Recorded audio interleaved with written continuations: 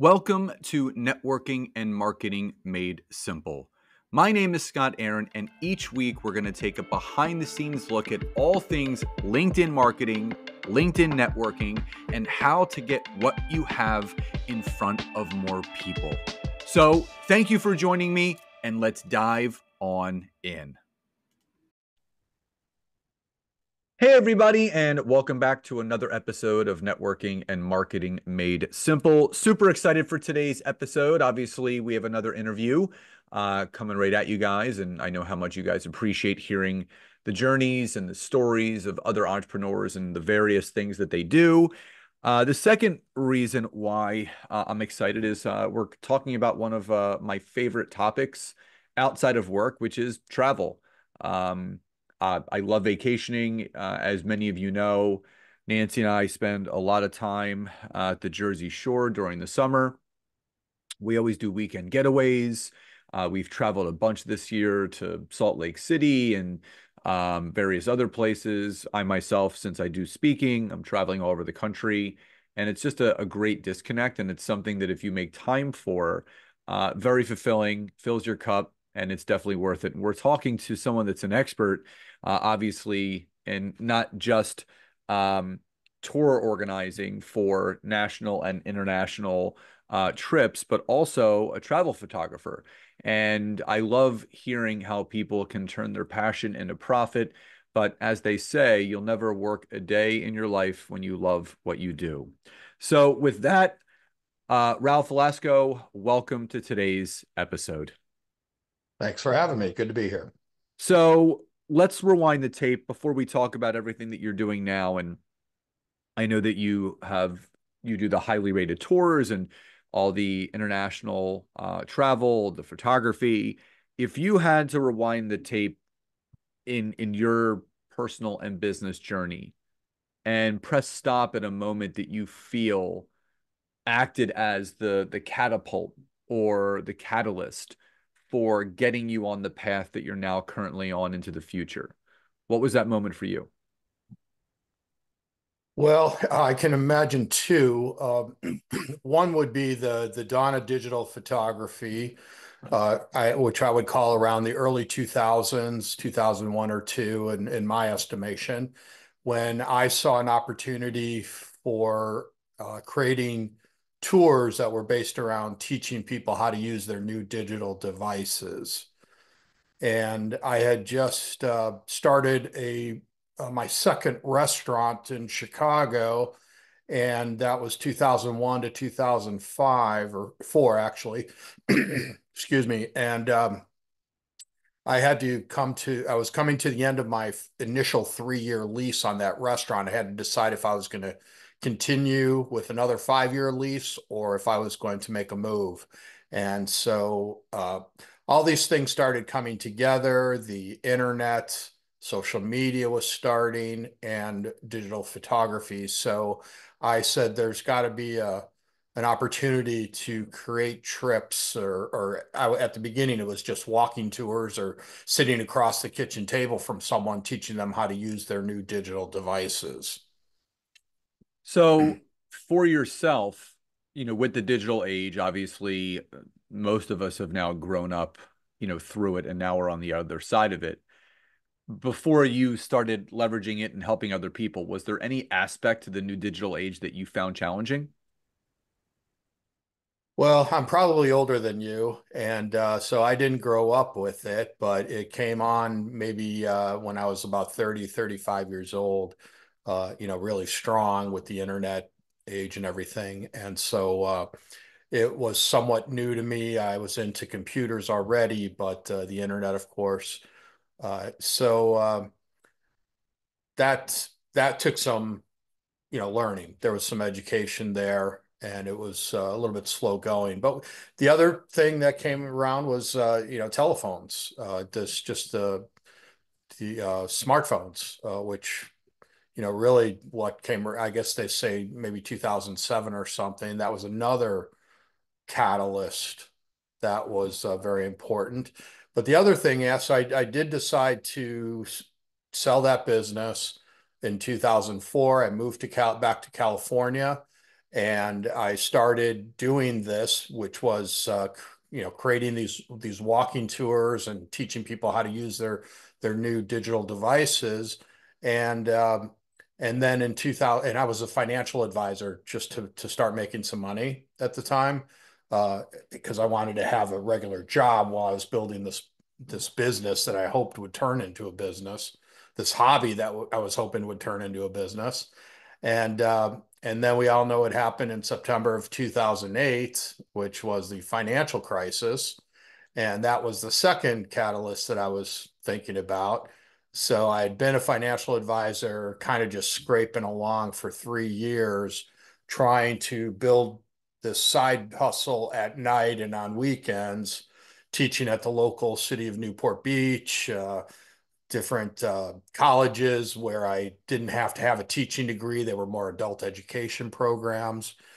And then we had the financial crisis, September of 2008. And here I am, a newbie financial advisor, barely getting by.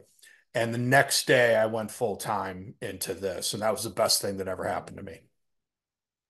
Some things happen, they say, by accident, but I don't believe in accidents. I think everything has a purpose, and we end up finding our path one way or another, whether it is by accident or on purpose, but obviously there's always a reason behind it. So, was there a place yourself? I think everybody has, outside of where they live. I'm on the East Coast. There's always places, whether they're nationally or internationally, that it almost feels like home to them. When they're there, it's comfortable.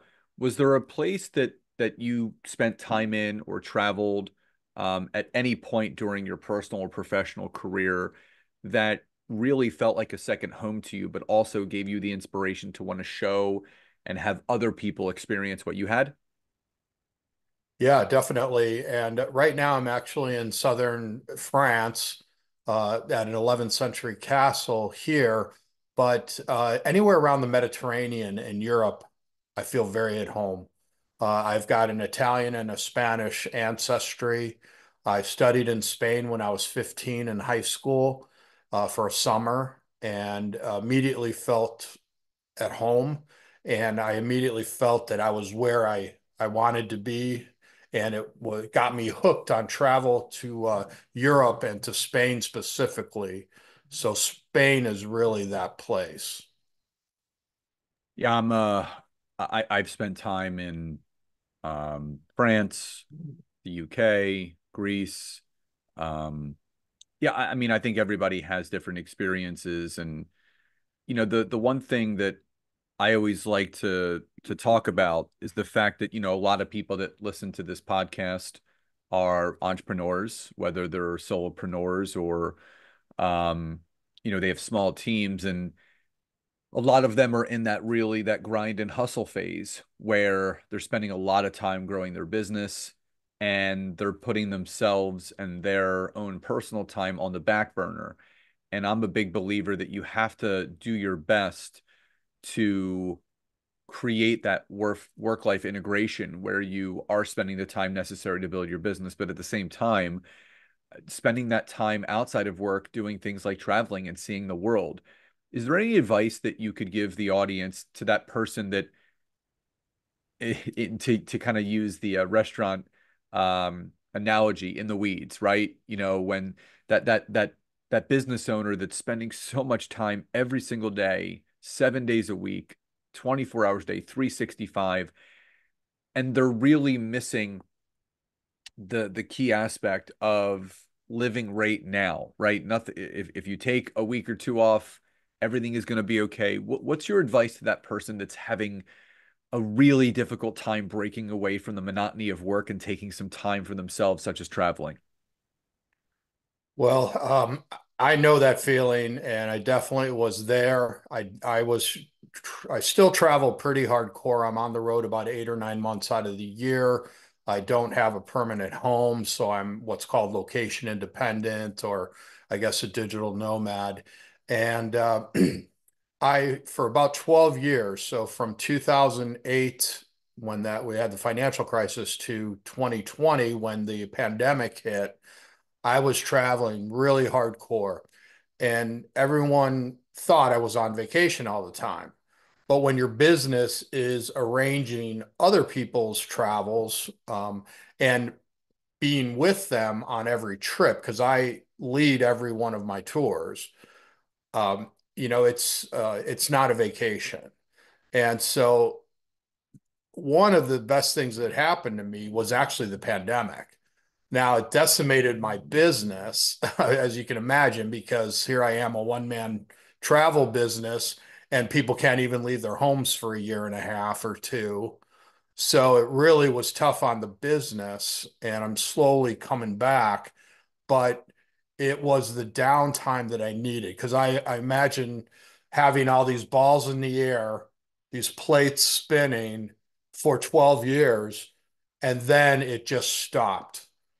And it was, a time for me to do the things that I had been wanting to do for, the past 4 or 5 years at that point, like starting a YouTube channel, writing some books, doing some other projects that I wanted to do.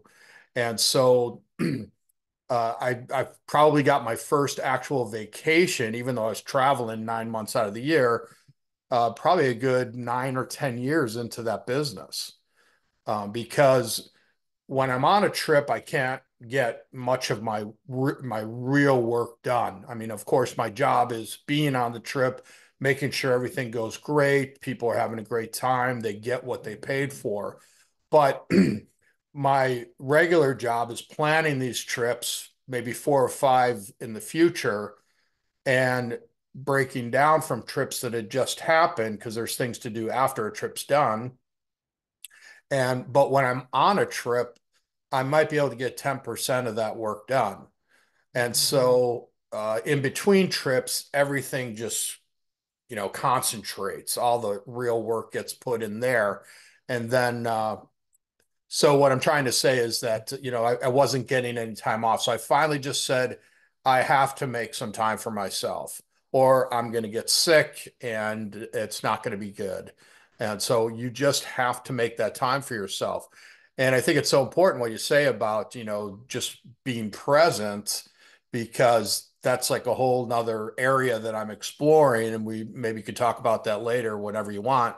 But that's super important. And as the older I get, the more I appreciate the importance of that. Well, let's dive right into that because again, being present. There was a book that I read years ago. Um, gosh, probably back in 2013, 2014, called The Power of Now. It's a book by Eckhart Tolle. Great book. And he talks about, the only time that we really can control is the present moment. The past has already happened. The future hasn't happened yet. So really focus on what you can control. So in your personal experience, and obviously you acknowledging that you had to kind of find that happy place for yourself as far as being present, what strategies did you use to kind of really hone in on that? But also, what advice do you have to the audience, to those people that really do have a difficult time being present in the moment, whether it's just for work or for personal and pleasure? Yeah, so in the past year, I've written 3 books that have to do with this topic. And the most recent one is How to Be a More Intentional Traveler. And that's about being present, being here now. When I was in high school, the year after I went to Spain, I was a volunteer in Peru. And we were there for about 6 weeks, and we were young kids, maybe 16 years old. And one of the priests that was the leader of the trip, that we were all, moaning about missing our mother's food and, our own beds and our friends and family. We were 16-year-old kids. And he said, you know what, guys, you've got this incredible opportunity to be literally on the other side of the world and learn from this experience. And you simply have to be here now. And I'll always remember those 3 words, be here now. And I never really understood the importance of them until just maybe the past 3 or 4 years. And that's why I wrote the book, because as a travel photographer and even as just a casual photographer that going on trips, as most people are, we see these beautiful places through the viewfinder of a camera. And especially someone like myself that used to lead photo tours and photo workshops where it was all about photography 24/7, every sunrise, every sunset, everything else.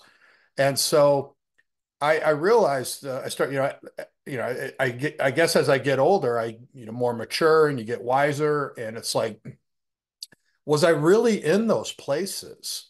Yeah, I've got the photographs, I've got the receipts, I've got the passport stamps, but was I there mentally? And it was just I just realized how important it is to put the camera down, which is the number 101 tip, the 101th tip in my 101 photo tips book is to put the camera down. And it probably should be the first tip in the book. And so going through and seeing these places through the viewfinder of a camera is no way to appreciate these gorgeous places. So put the camera down, put these devices down, which are made to take us away from wherever we are. That's their purpose is to take us away from where we are. And they're great for those kinds of things when you want to research something, Google this or, chat GPT that. But it's so important to be present and to appreciate the here and now mentally, physically, and through our five senses, because that book, How to Be an Intentional Traveler, is about how to get a deeper sense of travel through the five senses. And so that's why I wrote the books, because I needed them. I love that. And sometimes we write a book, again, like you, I've written a few books myself, and it's number one, it's soul cleansing. And number two, sometimes we do it for ourselves with the intention to just get out what's on our heart, what's in our mind. And inevitably, it's going to help other people because there's a lot of people that can resonate with what we're saying. So, a couple things that kind of bubble to the surface for me with everything that you've said so far. The one thing I'm wondering, was there a place that you visited, whether it was nationally or internationally, that you had heard about? Maybe it wasn't on the top part of your bucket list as far as like, oh my God, I cannot wait to go to this place. Everybody talks about it. Was there kind of like a hidden gem, so to speak, that you discovered where you're like, this place is absolutely incredible. No one talks about it, but people should be. Yeah, I mean, the first one that comes to mind is number one, the Republic of Georgia, which is by Armenia, Turkey, Russia, Azerbaijan. And that's a real hidden gem. It's a beautiful place. The food is outrageous. The history is said to have the oldest wine culture in the world. And it's just a gorgeous place, and it's very inexpensive by most standards. So it just has everything. So I really was impressed with the Republic of Georgia. The other one I would say is Cambodia, which, Thailand and Vietnam, they get all the press.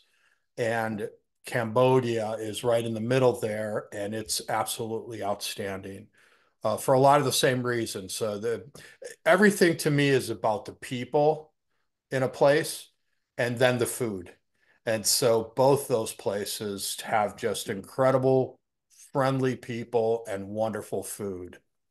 Opposite end of the spectrum. Yeah. What did not meet the expectations that were put in front of you? Um, I try to travel with low expectations, not go too, high with too many high end expectations. One country I will say that about, and it was, if you would have asked me where do I want to go that I've never been, I would have said Colombia. And this is just like in the last 3 or 4 years. So I finally got there about 3 years ago, and I really enjoyed it. I brought a group back the next year. I was there scouting. I brought a group back the next year. Everyone had a great time, but it's not a place that I have to go back to. It's great, wonderful people, but just didn't sit right with me all the time. You hear some of the negatives about it. I just didn't feel comfortable all the time, and it's not when I'm traveling. It's usually not about me. It's about my group, and having to worry about them. Having some sort of an incident with the locals, or pickpockets, or getting sick with the water, or who knows what else. And so I've done this long enough now, 16 years full time, that I can pick and choose wherever I want to go.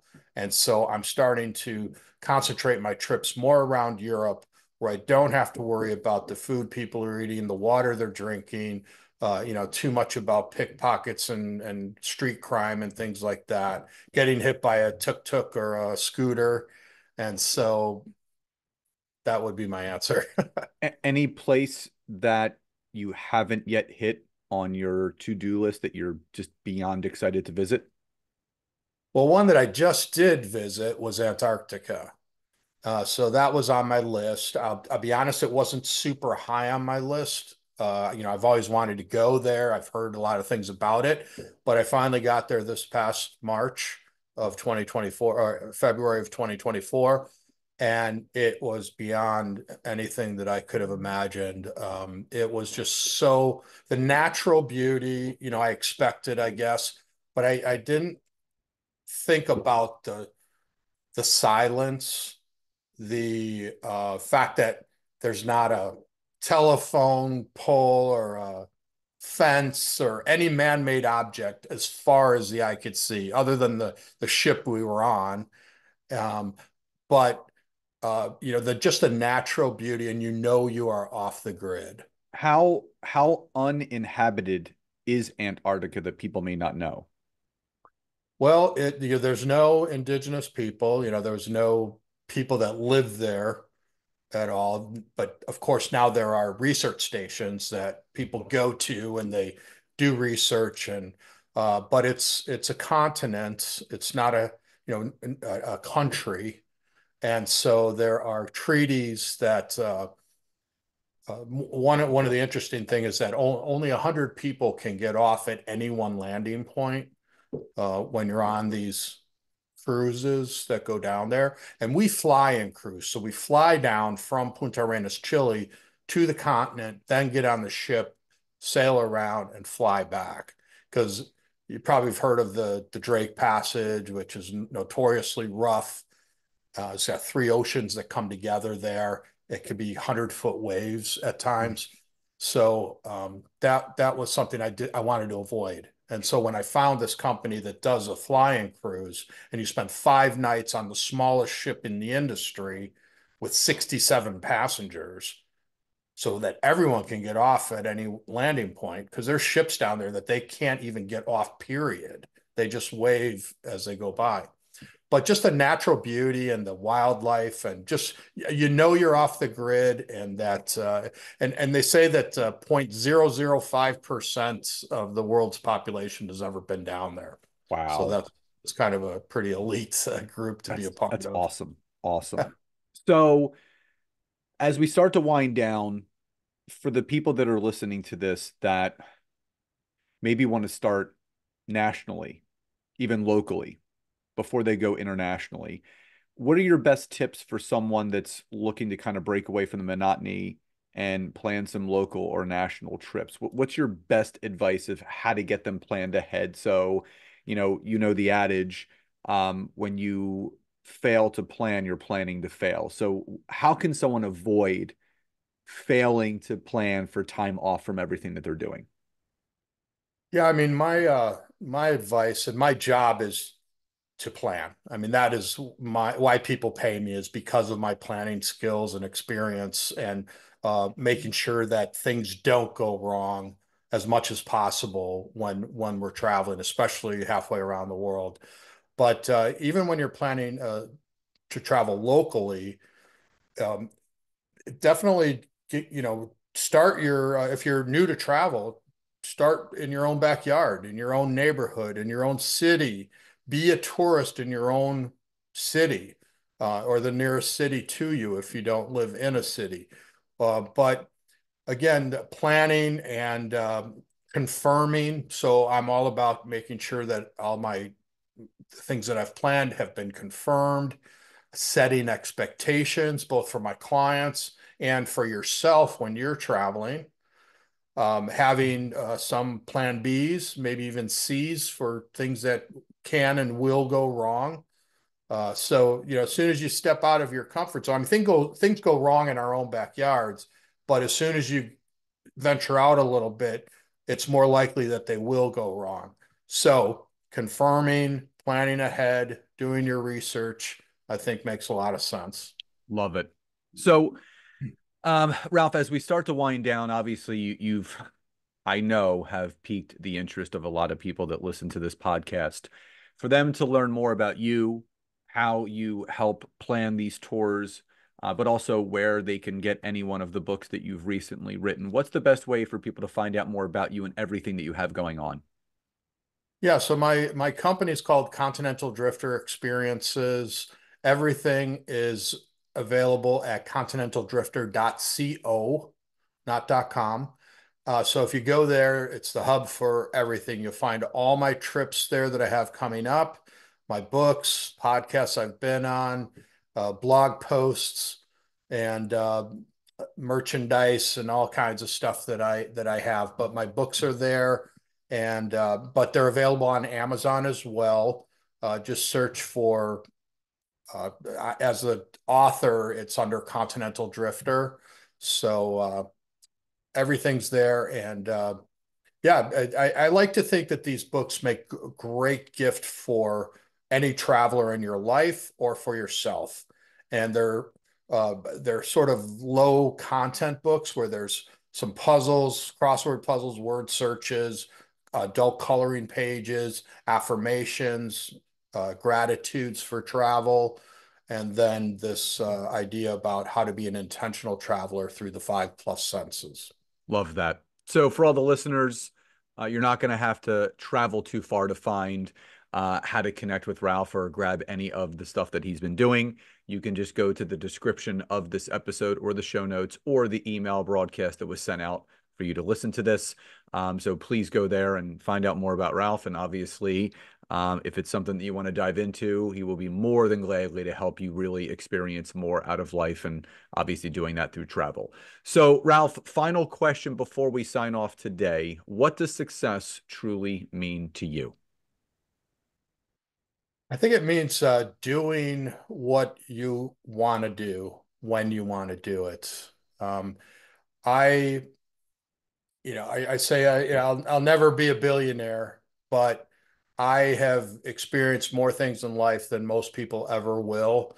And if I croak tomorrow, get hit by a bus, whatever, I have no regrets about not having done the things that I've done because so many people say, well, I'll do it when I've got enough money, when I've got time, when I'm retired. Well, someday never comes. Do it now. My tagline is life's too short not to travel. So No, I do love that. that. They always tell you, that the best time to move forward with something is right now, and the second best time was yesterday. So we can't let any more time go by, and I'm right there with you. Everybody waits for retirement, everybody waits for this, that, or the other, but you don't know, God forbid, what's going to happen. So squeeze the juice while you have the lemon or the orange or whatever you want to squeeze right in front of you. So, Ralph, I just wanted to thank you so much for coming onto the podcast today, sharing all your travel adventures, but also giving such sound advice for people that may be struggling to break away from the norm of just, grinding out in work and not making the time. And obviously, you've painted a really beautiful picture for people of what life could be like if they just set aside the time, plan ahead, and live for right now. So, Ralph, thank you again for being here today. My pleasure. Thanks for having me on, Scott. Absolutely. So, again, to all the listeners, you're not going to have to travel too far. You're not going to have to go to a different continent to find Ralph's information. Again, that will be in the show notes, the description, and the email that goes out. So everyone, I hope you enjoyed today's episode. Love and gratitude to you all, and I'll talk to you next time.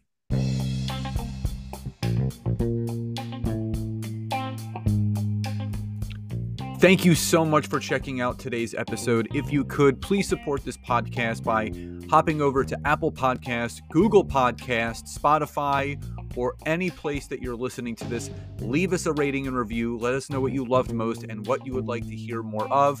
But also, if you would like to learn how to take your business to the next level, whether it's using LinkedIn or working directly with myself and Nancy in our intimate group coaching programs, you can head over to www.thetimetogrowth.com or scottaaron.net to learn more. Thank you again for your support, love, and gratitude, and I'll talk to you soon.